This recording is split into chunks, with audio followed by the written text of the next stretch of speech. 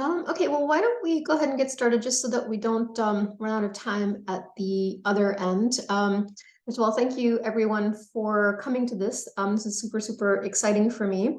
It's also kind of exciting because I've noticed a little bit of a shift in the problem-solving conversation lately. So when we used to do these things like maybe 3 years ago, there was always a lot of opposition. So, people saying we shouldn't be doing problem solving for this reason, for that reason. And I am happy to do that as often as I need to, because I'm sure those people are wrong. I know how to fight against them and weirdly enjoy it. But I kind of sense this shift in the conversation where there is a more interesting conversation happening now. And then people are starting to think about, well, how do we do problem solving? And this is more exciting to me because I'm not actually sure of the right answer there. And I'm not really sure if the things that I lay out in the book are actually the way to go. And so this is where I hope we can take the conversation a little bit now and hear from others. So I'm just going to give a super, super brief introduction to the book for people who have not read it. And this is very, very schematic. And let me see if I can manage this. Okay, so this is the book Problem Solving Sociology, and it goes through why we ought to do problem solving, and it tries to put it in the context of what we do in sociology. And I'll just pull out a couple of slides that I want to share with you. So one of the things that I say in problem solving is you take a normative question and you turn it into an analytical question. So you think sexism is bad, you turn it into the question, does this company discriminate against women in hiring? How does it do so? What would change the practice? So those are perfectly valid questions about the social world. You think racism is bad, you say, in which cities do we see less racism? What are these cities doing differently? How did they get there, etc. So that's one principle, turn normative questions into analytical ones. And then the other is to think about how to move from a time when the problem exists, time T1, to a time when it does not exist, or it might not exist, time T2. And so I break it down into these 4 things that I think people who do problem solving do. The book is basically, it tries to identify lots of examples of where people do problem solving sociology and tries to figure out inductively, well, what are they doing? So one, description is obviously a part of problem solving. Description is important in any scientific endeavor. It's the first step of any attempt at generating knowledge. Nevertheless, one of the messages of the book is that we need to get beyond description. We're so good at description. We often think that's all that can be done. There probably is more that can be done. So we need to think about analysis of what causes the problem and give some comparative methodological suggestions about how that can be done. Analysis of what might solve the problem, the sort of what works research agenda. And then an analysis of what causes the solution. There are many cases where we actually know what would solve a problem, but there are reasons why we can't get it into place. And I talk about how this is a cycle. You get to what would solve the problem, you think about what would cause the solution. This tells you there's a new problem now that you have to study. And so the basic point that this is making is that it has to be about causation. If we're really talking about solving things, it has to be about a causal analysis. So I'm just going to stop there in the interest of not taking too much time and letting the panelists speak. First of all, I want to say thank you so much to the panelists for being willing to do this on a Friday afternoon. And I think did we decide, Adaner, you're going to go first? So Adaner Usmani is an assistant professor at Harvard. Hi, everyone. I'm just going to share my screen. Will you tell me if you can see my mouse? Yeah. Great. I can see your mouse. Okay, great. Thanks, everyone. Thanks, everyone, for coming on a Friday afternoon. And thank you very much, Monica, for inviting me and us to comment on what I think is such an excellent, important book. I could speak for a long time about what I liked about the book, what I loved about the book, and why I look forward to forcing it on students, undergrads and grad students alike. But I only have 15 minutes, so I'm going to praise you briefly and then spend most of my time explaining what I take to be the main weakness of the argument. And then obviously, since I've read the book and I'm not here to just go meta and document problems, I also want to propose a solution. I want to propose a way to strengthen the argument and the problem-solving project. But first, let me just say quickly why I like the book so much. So some of you might have read Peter Singer's famous article, Famine, Affluence, and Morality. That article had a huge effect on me when I read it for the first time as an undergraduate. For those of you who haven't read it, Singer's observation in that article is basically this: all of us find ourselves in a position in the world to do something to help the lives of people who are suffering all around the world from easily preventable problems. Now, when these problems are immediate, when they affect us, affect our family, affect our neighbors, many of us are going to feel the pull of these obligations. But because typically academics are quite privileged or relatively privileged, and these problems are out of sight, out of mind, only very few people think about them. And Singer's point was basically geographic or personal distance to a person or a problem doesn't make the problem less troubling. And so his provocation was that we are all routinely failing in our moral obligations. Now, Singer wasn't writing about academics in particular, but if he had been, I think he would have been writing in the spirit that this book is written in. I mean, Monica's challenge to us is basically imagine yourself crafting an argument, an article, transcribing an interview, running a regression, not in the tranquility of your home or your office, but in a crowded emergency room in a collapsing public hospital somewhere in a poor country, or sitting outside a homeless encampment in a city, in a rich one. What are you doing? Why are you studying what you're studying? How can you justify your choices? I think Monica gives us the only real answer that we can give to that kind of question. What we are doing at our best is we're problem solving. That's the kind of social science that is justified in a world like the world we live in. So the case for problem-solving sociology, I think, looks something like this. In an unjust world, a vocation is justified if it helps combat injustice. Therefore, sociology is justified to the extent that it helps us combat injustice. Problem-solving sociology can help us understand the causes of injustice. Understanding the causes of injustice is necessary if we are to reduce injustice, and therefore, problem-solving sociology can save sociology. Now, Monica doesn't really defend this conclusion in the book because she doesn't really defend premise 1 in the book. She's really defending premise 3 and premise 4. As a result, in the book, she's often just making the weaker argument that the tent of sociology should expand to include problem solving, or the kind of realist argument that even if the tent isn't going to expand, graduate students and professors should still try to do problem solving sociology. But I kind of take these weaker claims to be concessions to the state of academic sociology. She's trying to help us navigate the corporate university, which makes the book a useful advice manual for graduate students and for professors. But I wager that if she could say not just what was helpful to us, but also what she thought was true, she might argue something like this. Not only that we should be trying to do problem solving sociology, but also that this is the ultimate justification of what we do as academics. And I really couldn't agree with that more. Now let me move to my criticism. That's what I love about the book, but let me move now to my criticism. Monica's purpose in the book is not just to say that we should be problem solving, but also to lay out a recipe for what she calls problem solving sociology, a way of doing sociology that is focused on the causes of and solutions to social problems. And this recipe looks something like the following. You identify a problem, you identify the causes of that problem, you identify solutions to that problem, which need not be the same exactly as the causes. Identify why those solutions don't exist, and I really like that step. I think that step is really important and often not explicitly conducted. And then you just kind of repeat.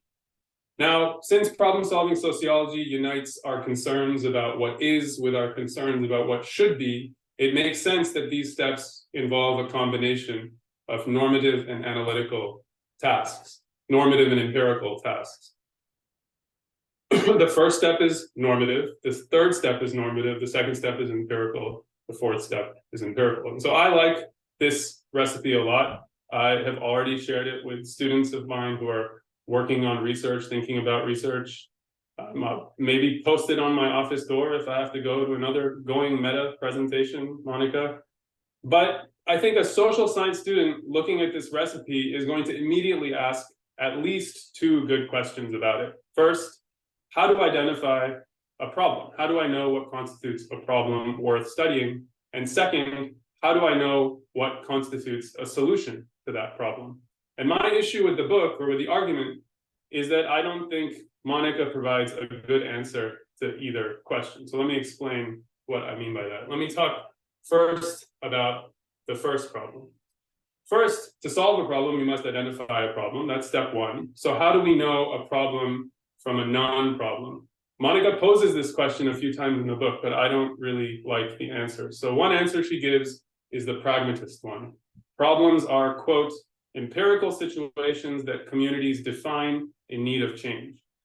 But then Monica goes on to recognize that, well, communities are fallible since they can make type 1 errors. They can see a problem where there is no problem, or they can make type 2 errors. They can fail to see a problem where it exists. So then she prescribes that maybe we should just focus on problems that everyone can agree is a problem. But that isn't really very satisfying, I think. You know, who is everyone? Is everyone academics? Is everyone citizens of a particular country? Is everyone literally everyone in the world? And then what is agreement? Is agreement unanimity? Is agreement majority opinion? Is agreement the views of the most effective? It really just isn't very clear how you would operationalize something like this. It's not really clear how you could answer what is a problem if you think about the problem in this way. Fortunately, I do think that there is a much easier way to identify problems, a strategy which can avoid two traps that Monica is trying to steer us away from. One trap is something like nihilism, that there is no such thing as problems, and another is inaction, paralysis. Both of these, I think, are traps that we should, and Monica tries in the book to steer us away from, and they're traps that we should avoid, but there's a much easier way to avoid those traps. And that easier way, I think, is for social scientists to be very deliberate and make use of the tools of moral and political philosophy. Moral and political philosophy is an academic discipline which is dedicated to thinking deliberately about how society ought to be organized. In my view, what we call problems, what we call social problems, are just different manifestations of injustice, where injustice is defined as a violation of the principles that we think should govern how we distribute the benefits and burdens of our social cooperation. Now, I can't defend this claim in detail, but I just want to give you two reasons to prefer it to the answer that Monica gives in the book. The first reason relates to what I've just said. The tools of moral and political philosophy give us a way to think objectively about problems. It allows us to escape the subjectivist trap that Monica's proposal falls into. What if a community or a majority identifies as a problem something that is not really a problem? So I'm from Pakistan, where if you were to ask the average person for a list of social problems, one of the things that would fall on the list, I guarantee you, would be blasphemy. Now, I don't think blasphemy is a problem, and that is something that a community-based definition would have to contend with. Or what if a community fails to identify something as a problem that really is a problem? So what if female genital mutilation in Egypt is not recognized as a problem? Monica recognizes this in the book and says, well, we can defer to Pakistani liberals or to Egyptian feminists, but she never really explains to us why these people should have any greater pull on our intuitions than Pakistani conservatives or Egyptian misogynists. And I don't think there's any real way out of that trap without turning to the tools of moral and political philosophy. That was the first advantage, it gives us a way to think objectively about problems. The second advantage, or the second reason to prefer my answer, is that I think the tools of moral and political philosophy give us a way to think about how different problems are connected. So in the approach that Monica has defended, problems are kind of discrete and isolated. You can study poverty, say that's your problem, and I can study inequality, say that's my problem. But there's something really strange about this, as Monica herself notes in the book on page 186. As she observes, this means that problem solving can sometimes be problem producing. So you can solve one problem at the cost of producing another. So her example is that anti-poverty initiatives in America might actually increase the inequality between the American poor and the global poor. Another simple example would be that efforts to reduce inequality might come at the cost of poverty reduction by gumming up the wheels of economic growth or something like that. Monica's response to this is to say, well, we have to start somewhere, just pick a problem and get going. But I don't think that's satisfying. If problem solving were also problem producing, successful problem solving might just add to the stock of social problems, and that seems really strange and maybe even futile. We could be successfully problem solving, but end up with more problems than when we began. If you take the view that I propose, you escape this trap. Moral and political philosophy will help you see that these different problems are not, in fact, many different discrete problems. Rather, these many problems are better understood as symptoms of injustice. The really important point is just the following. Our minimand, the thing that we want to minimize, is not any specific problem in the world, but this single master problem, injustice. And our goal should not be to solve problems, but to reduce injustice, which will involve solving problems, but that's not the stated goal. So that's the first problem, I think, but it's a problem that invites a solution. Let me just talk now about the second problem. Step 3 of the problem-solving playbook, if you remember, is to identify solutions to problems. But Monica doesn't really dwell on how one would identify a solution. The implicit definition of a solution in the book is anything that makes a problem go away. But I don't think this can work. So to see why, consider a canonical social problem, a social problem that I think all of us would say is a social problem, the racial wealth gap. If you were working on this problem, the problem-solving playbook would require you to identify possible solutions to the racial wealth gap and then ask, why have these solutions not been implemented? But immediately you'd confront a difficulty. There are actually an infinite number of ways to close the racial wealth gap in the abstract. So consider 2, which are designed to conceive to just bring this difficulty into relief. One way would be perfect equality. The government could levy 100% wealth tax on everyone in the United States and just redistribute wealth equally across households. Another could be kleptocratic equality. The federal government would confiscate all wealth and then redistribute it between the wealthiest Black person and the wealthiest white person. Both of these interventions close the racial wealth gap. They close the racial wealth gap at the mean, which is the conventional way of measuring it. They also close the racial wealth gap at the median, which is the other way people often measure it. So they're both solutions to the problem of the racial wealth gap, if all we mean by a solution is something that eliminates a problem. Now, if any one of us had a student who was working on this problem and they came to us and said, look, I know Monica's playbook says I have to study the causes blocking a solution, and I'm determined to follow the playbook. The book is awesome. So which of these solutions should I pick? I think if we were going with our gut, we would most likely suggest that they pick something like the first rather than the second. But if that's the case, we're leaning implicitly on principles of distributive justice that suggest to us that the first is preferable to the second. The first is, after all, much more egalitarian than the second, and so we probably have some liberal egalitarian principles of justice in the back of our mind. If you're doing that, you're implicitly committing to the view that it is not, in fact, enough to define a solution in the way that Monica does, which is anything that reduces a problem. Solutions actually have to stand the scrutiny of moral and political philosophy. They are transformations of the social order which move us in the direction of less injustice, not any transformation that reduces the incidence of any given problem.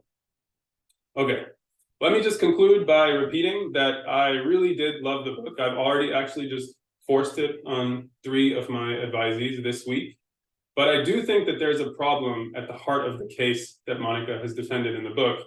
And that problem is that she doesn't give us the tools to identify problems or identify solutions to those problems in a coherent way.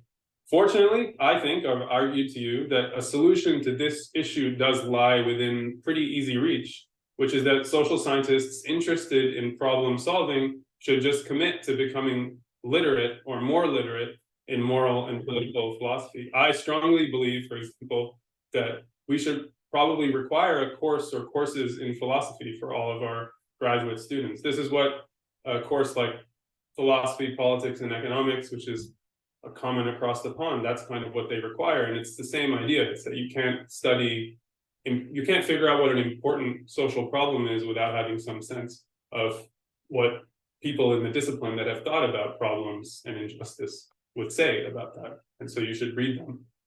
I would just also like to see more collaboration between philosophers and social scientists, quite aside just from how the way we train people. I think we should also just be working with philosophers much more. The point simply is just that however we choose to achieve it or implement it in our discipline, greater mastery of the tools of moral and political philosophy will give us, I think, the ability to think in more sophisticated ways about problems and solutions, thereby helping us to avoid the traps that I think Monica's argument falls into. Or at least that's what I think. Thanks very much for listening. I look forward to debating it more. Thanks so much, Adaner. Super useful and thoughtful comments. And let's hear from Victoria Reyes from the University of California at Riverside. Hi, thanks. I don't know if we're going to pin the speakers or maybe people will just put me on speaker mode. First, I just want to thanks to Monica for writing this really stimulating book, and Jiwon for also helping with the logistics of the session and managing everything. It's a privilege to be a discussant alongside Adaner and Neil. Each of us, I think, brings a very different perspective. So I think that the conversation will be very robust, particularly because some of my comments may be in disagreement with what was just said in some ways. So in problem-solving sociology, Monica Prasad addresses one of the most crucial and urgent questions facing sociologists today: how to make real change in the world around us. Her answer takes us back to the Du Boisian origin of the discipline: unite theory and action to tackle pressing issues, however one defines them, of today. Indeed, she tells us on page 172, problem solving is about solving as much as it is about solution. That is, it's an approach to questions that focus on identifying how certain situations could be changed, which is something that can be asked about big issues as well as small ones. It is a way of posing questions with an eye towards examining variation, identifying positive cases, and how they emerge and are sustained, and examining mechanisms of resistance and change. And what follows in the book is an impressive feat. It's part how-to guide for students with tools ranging from how do you formulate a question to case selection to justifying and defending a problem-solving approach to one's advisor. Super important, right?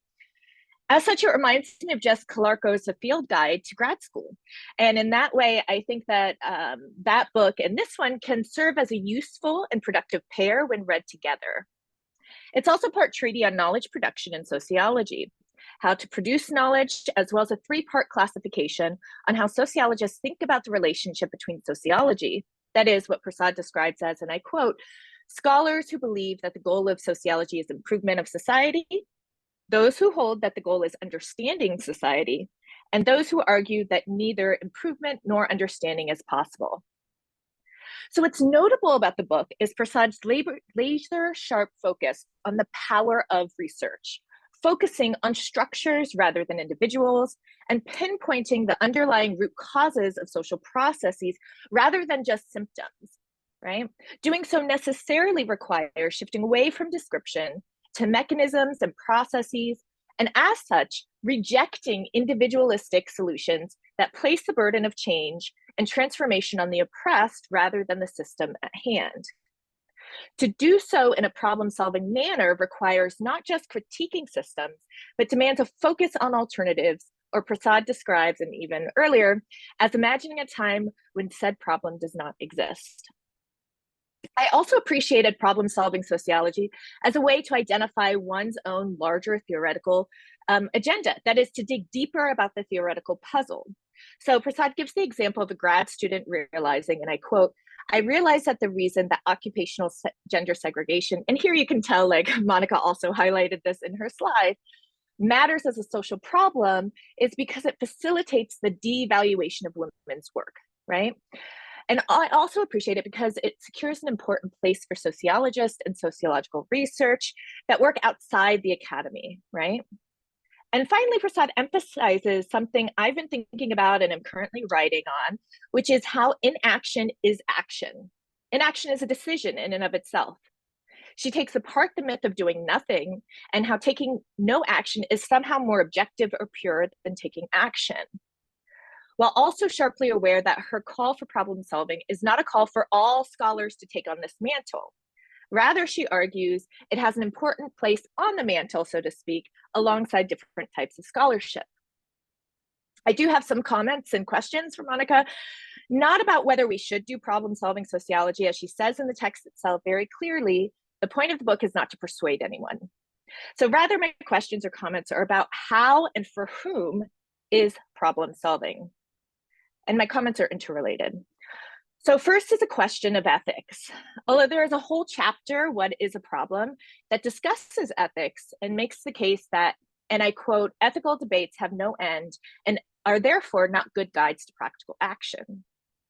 And while, as I mentioned, I appreciate Prasad's emphasis on how inaction is action and that consideration of ethics can stymie progress on a project, I would suggest that suggesting that ethical dilemmas are used to stop and reject problem solving to be at really one end of the extreme, right? Many scholars are concerned with ethics. And here, I really appreciate Prasad's intriguing argument about how reflexivity and objectivity are actually quite similar and the same. I think that's an interesting kind of thing I would want to delve deeper into. And do so as a way to mitigate harm, right? And be aware of the historically fraught racist and sexist history in contemporary practice of scholarship. So to elaborate, while Prasad mentions what she calls putting together an eyebrow committee made up of agents of change and how one can use this committee to think through ethics, less is discussed about the how people should go about having ethics as a central and constitutive part of the research project. Something even Prasad notes is not just about IRB. Instead, thinking through the ethics of how we conceive problems and solutions. How do we even talk to people? How do we ethically analyze our data? How do we ethically write about people, particularly those who are less privileged than us? This is important because we know from the sociology of knowledge that academics are instruments of empire ourselves, right? Both in the past, right? And George Simons has this whole volume about empire and sociology, but we also know even contemporarily, right? Psychologists have been used in helping with torture, right? Anthropologists, you know, the US government has these programs with anthropologists in terms of culture and trying to embed US agents in kind of war zones. So it's not just a past or former use of academics as instruments of empire, it's today and part of everything. It's also important because academics have been central to the creation of scientific racism and harm. So how can we do problem-solving sociology keeping all of this in mind? In other words, when we're thinking about the how, what are the practical and logistical ethical questions people should be asking themselves and others in order to conduct this kind of research, right? For me, it's not enough to say, well, at some point you just have to kind of do it, but really, how do we integrate ethics in problem solving, particularly because we occupy such a privileged position and we're trying to enact actual change. A second comment is about audience and who Prasad is writing for. That is, Monica accurately discusses how problem-solving sociology has a long tradition, right? It dates back to the Du Boisian foundation of our discipline, and therefore what's new or novel about the book is the naming of this kind of work and how it differs from public sociology, activism, and the like. Indeed, she says, and here I quote, as I've been arguing throughout this book, problem-solving sociology is a branch of mainstream academic sociology, and there's no reason problem solvers can't find niches within the academy. Remember that you can have a solid career without ever publishing in what are considered the top journals.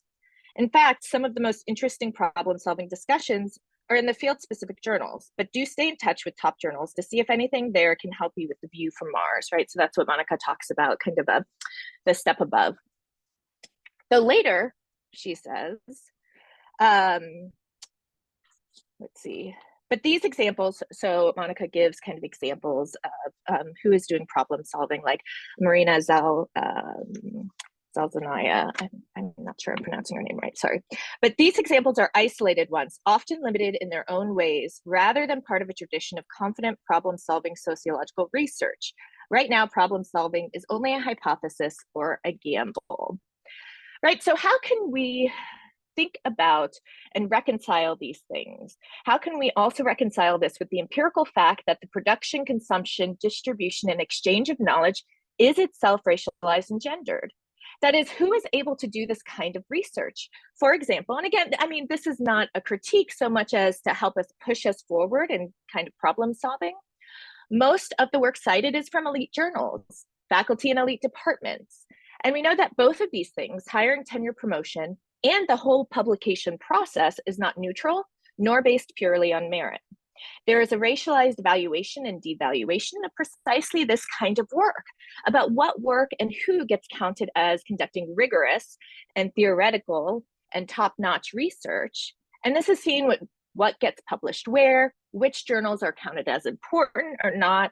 And indeed, there's a whole entire journal, Social Problems, the flagship journal of the Society for the Study of Social Problems, dedicated to, like, I would argue, problem-solving sociology.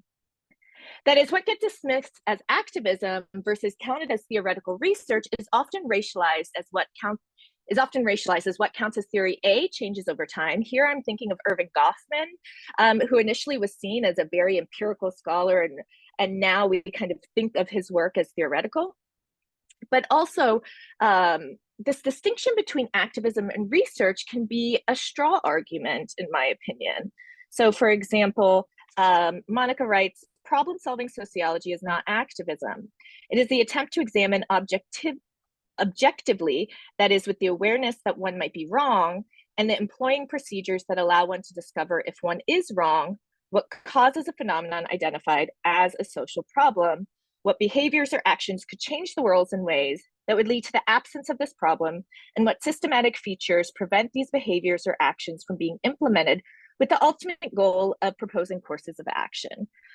Right, and so Monica makes this distinction, and though she importantly suggests, as I mentioned before, this eyebrow committee as a way to incorporate community members, I actually think that most people who would consider themselves scholar activists, for example, or even activists themselves, would disagree with this distinction.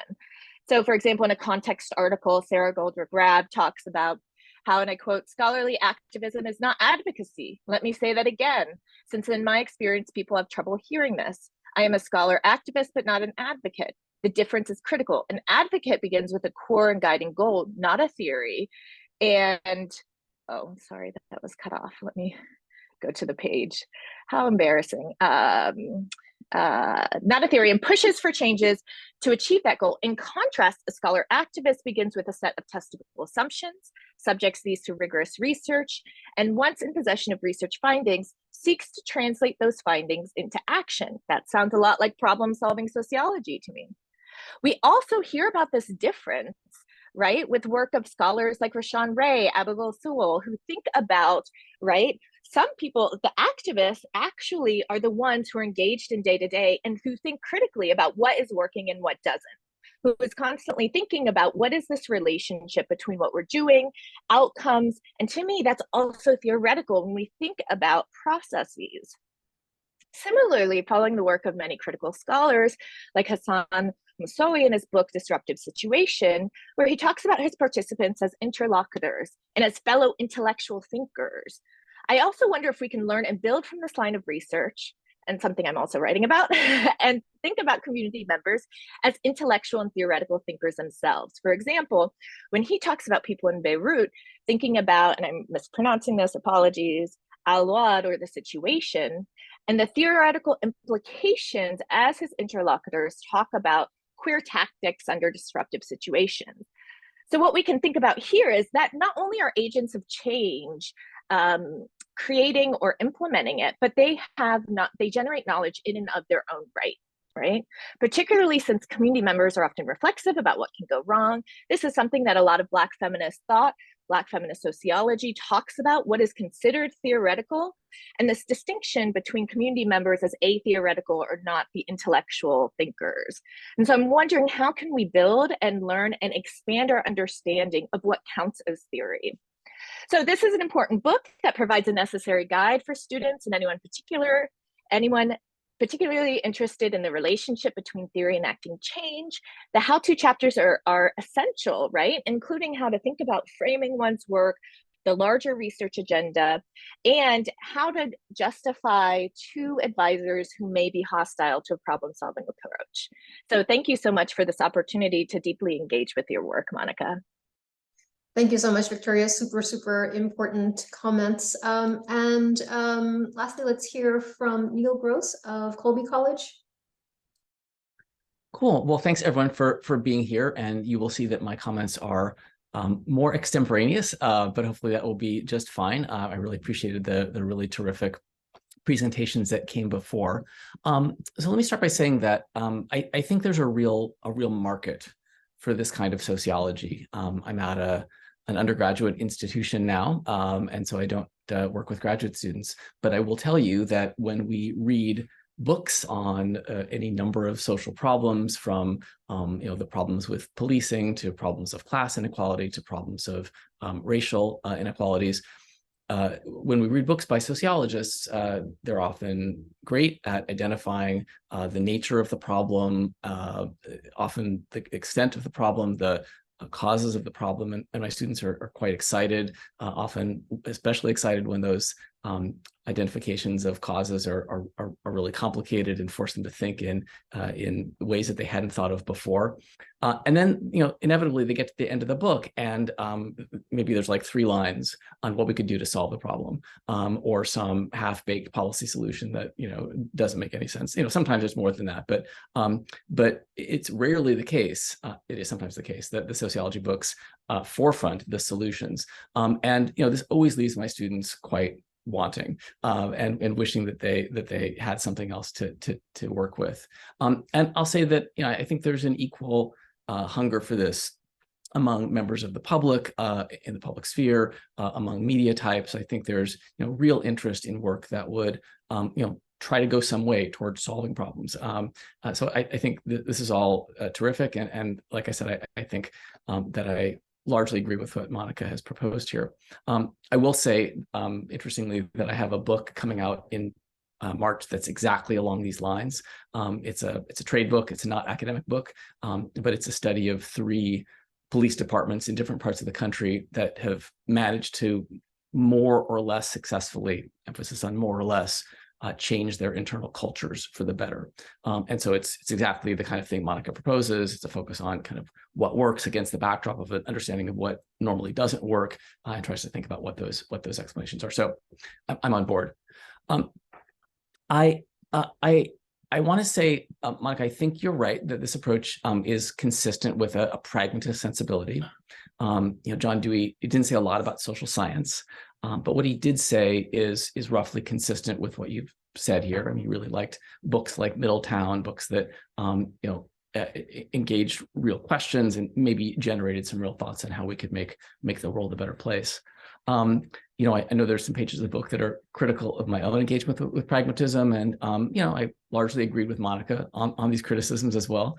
I will say that I was influenced in my writings on pragmatism by Hans Joas, as Monica suggests, and certainly there was a direct line of influence from theory into the kind of pragmatist revival that revolves around theories of action. So, can we come up with a better theory of action? And Joas's idea was maybe the pragmatists already had. That having been said, I'm not sure that it really matters whether you ground the call for problem solving in an intellectual tradition like pragmatism or not. It seems like you could have this sort of account. The book would have been fine if you'd never involved pragmatism, never mentioned it. I think it would have been very similar. But I will say that if the connection to pragmatism that you want to make, Monica, is around its focus on problem situations and what might be done individually and collectively to get through them, as opposed to on the theory of action, well, then I actually think you can't do away with the theory of action. And with pragmatism's philosophical anthropology, I mean, pragmatism doesn't have a focus on problem situations. Absent that theory of action, and absent that theory of action, it doesn't have an epistemology. So, at some level, I think they're connected, but I don't think it ultimately matters. There is, though, I mean, if you want to go down the pragmatist road a little bit more, an additional reason that connecting it a little more tightly to pragmatism might make a difference. And this connects to things that that both Adaner and Victoria have mentioned. And it's around the question of how things get constructed as problems. So yes, everyone's listening knows by now, if you've read the book or listened to these presentations, that Monica notes that people in the construction of social problems tradition might resist recall on the grounds that how things get identified as problems is always a contingent social achievement. And her response is to say, okay, there's no kind of God's eye view into this, so all we can do is be attentive to these dynamics as possible. I think that's fine.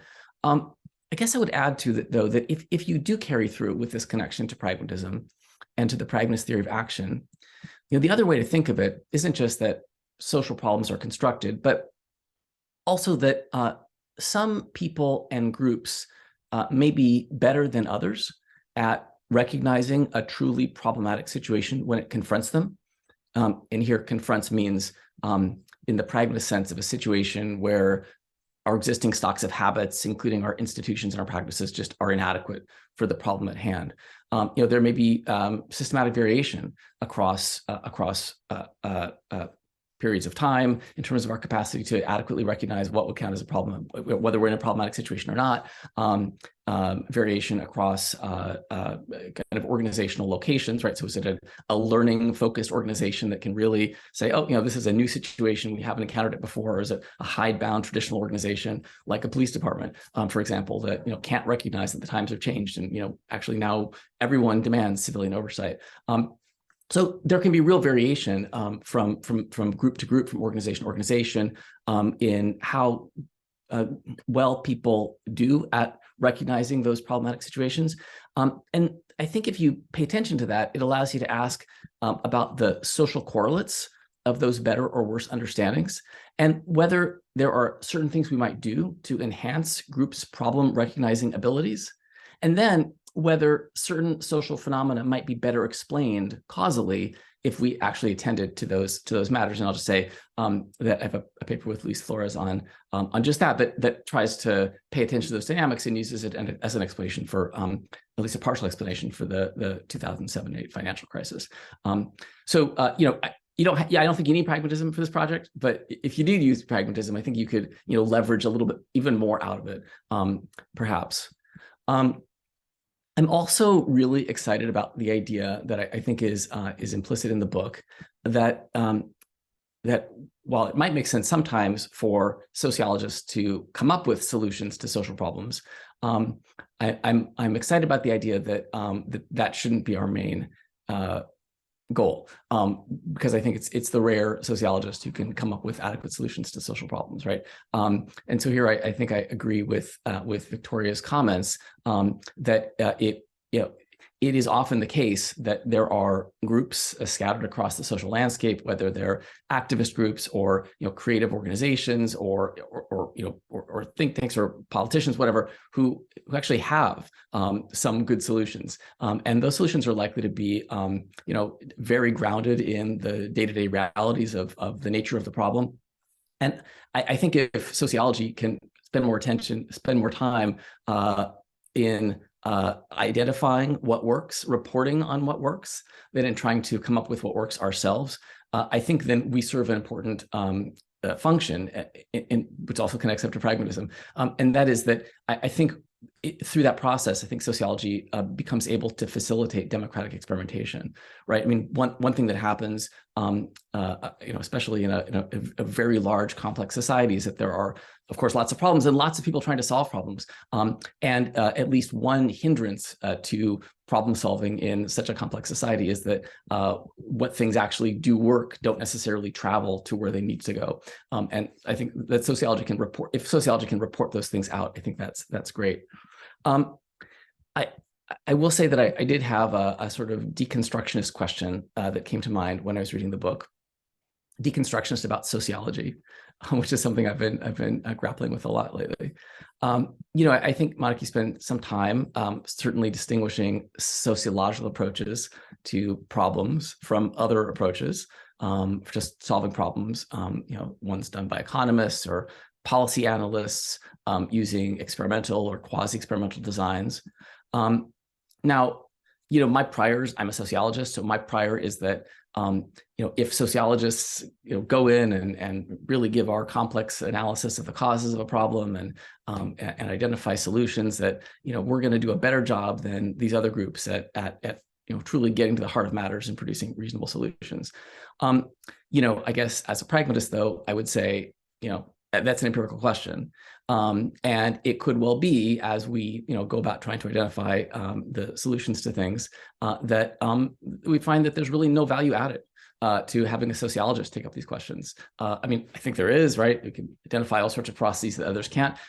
But it could well be that we go down the road of problem solving and we discover actually, economists doing experimental or quasi-experimental methods actually, do a better job coming up with the solutions than the sociologists do.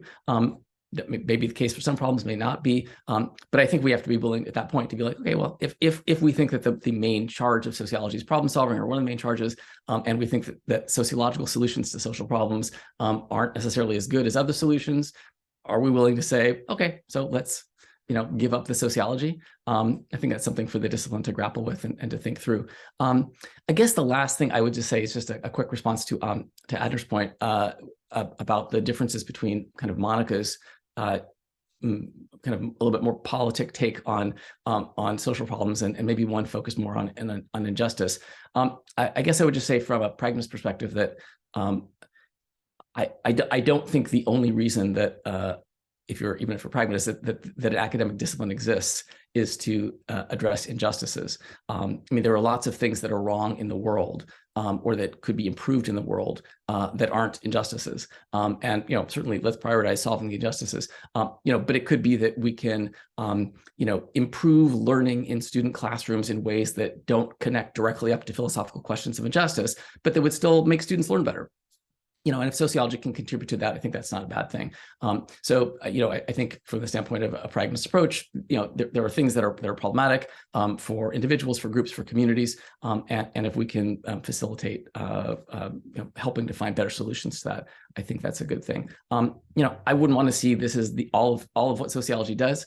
I think it's a broad discipline for sure, and there's lots of intellectual merit in doing a variety of things, but I really like this contribution, and I hope that when people start working on projects, they can really forefront the solutions piece as much or more than the causes piece.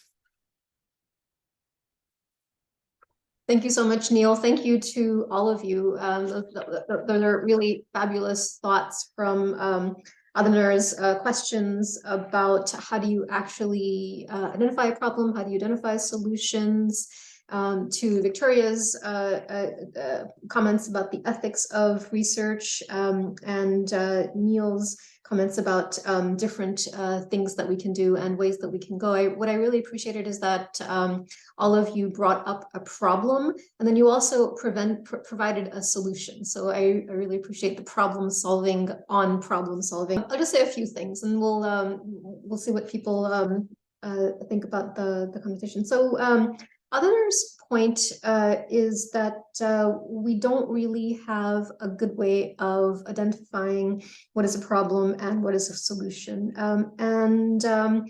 He says that we should turn to moral and political philosophy for this. So first of all, Adaner, I would love to see an essay from you that does try to bring sociologists and political philosophers together in this way. I absolutely think that would be a really fabulous thing to do.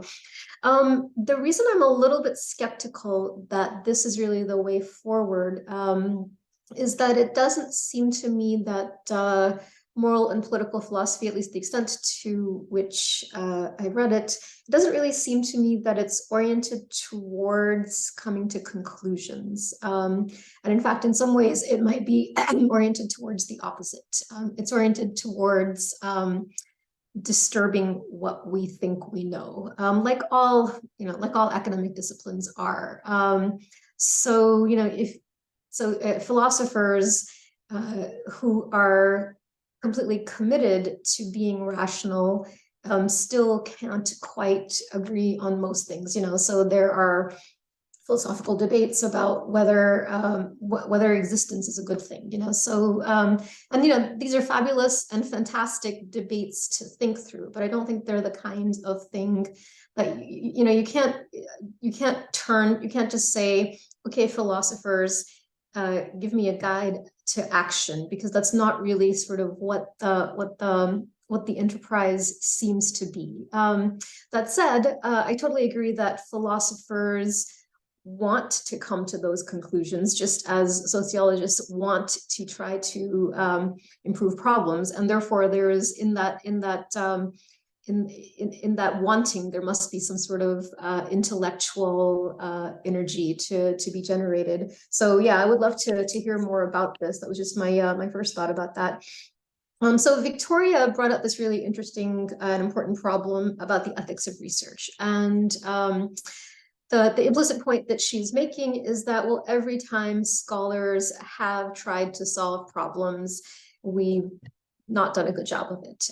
In fact, we have often harmed the people that we are trying to help.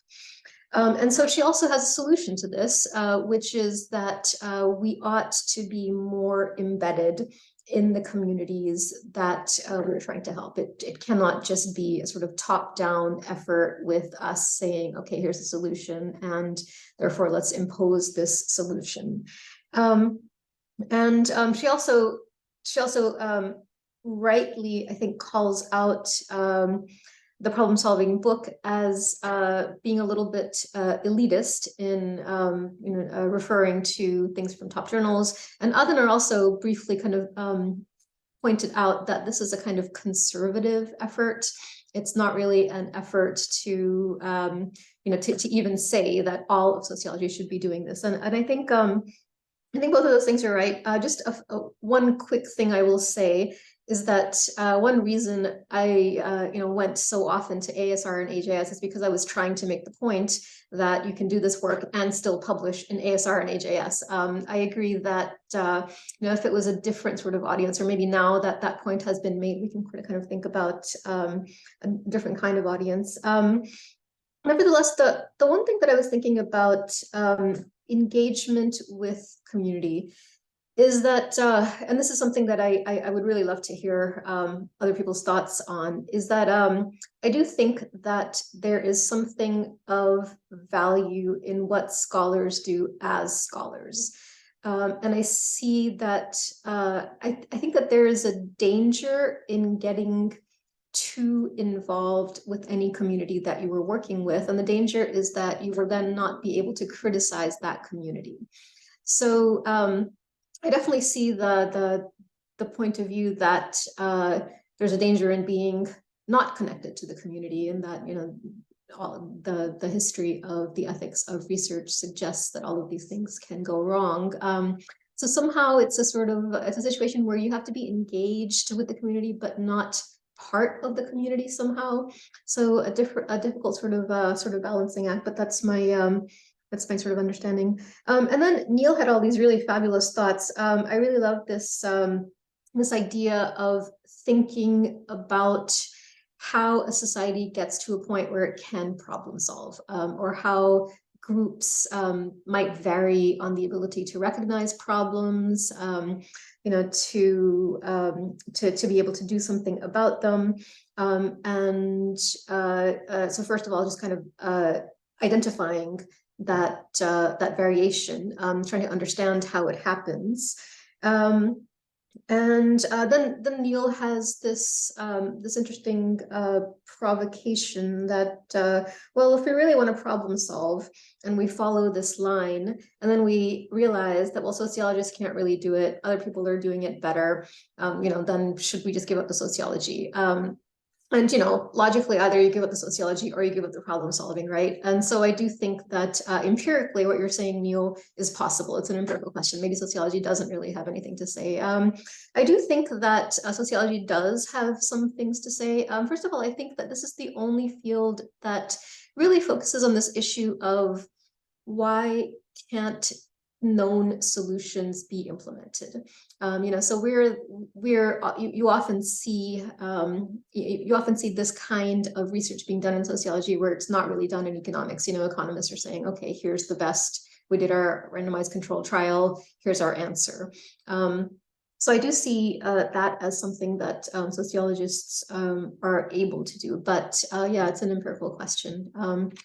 So yeah, those were my comments. And I also just have sort of one, since I have a bunch of people, a bunch of smart people gathered here. I also just have one comment or one question about what should the next step be in terms of trying to build a kind of problem-solving approach within sociology. I kind of think like the next step has to be we actually have to solve a problem. I'm a little unsure how to do that, but I would love to have a sort of a conversation on that question.